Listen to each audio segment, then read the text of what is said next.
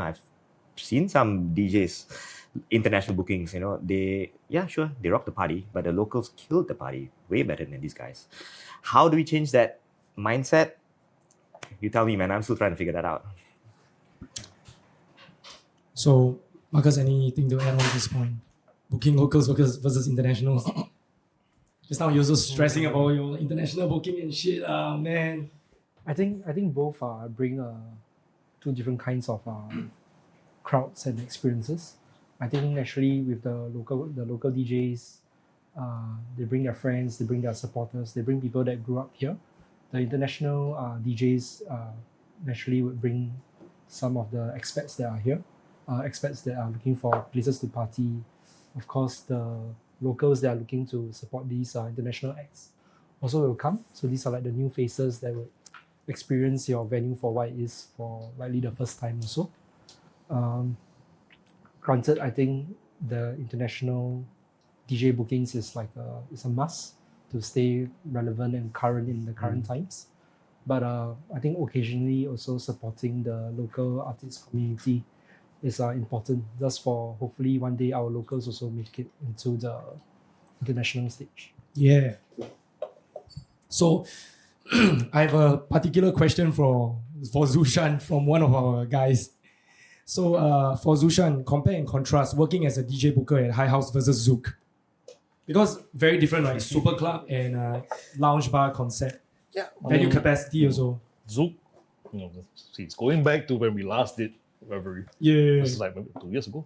Yeah. Yeah. So Zouk was my dream job. I got it and I was like, this is the.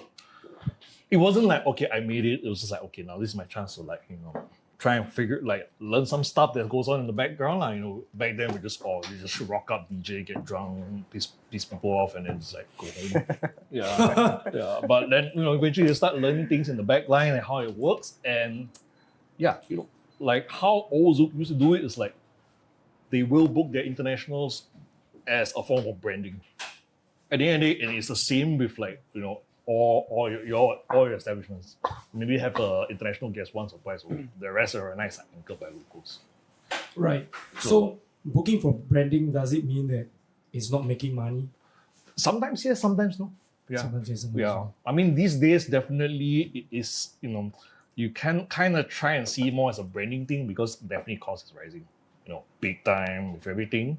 And especially it all also is dependent on your venue capacity. Especially for us, all your venues, you have a specific capacity limit, and that limits to how much you can spend on international DJ. I mean, unless you get a sponsor. But at the end of the day, you want to try at least break even. If you want to spend on branding, get sponsorship in. But yeah. So meaning if you book Martin Garrix at Zouk full house versus you book third party also full house, same thing, all right? But then Martin Garrix probably 100 times more expensive, Yeah. Yeah. So you need to know your space very well as well. Yeah. So the third question I have here is when you see strong turnouts at an event but low revenue, what are the concerns? And conversely, vice versa, high revenue but lower than expected attendance. How does management see this? And very often times, you see clubs always blame the DJ. This DJ is the problem of the night, Yeah, but how would you guys kind of rate this and create a feedback that will be beneficial to the club in the coming future? I think low turnout but high revenue, nobody's gonna complain, because end of the day your bottom line matters, right? But I've had events where we've had 250 people at our party, but the bar spend was not as impressive. And sure, that leads to some uncomfortable conversations. I can't really pinpoint on why the revenue was low.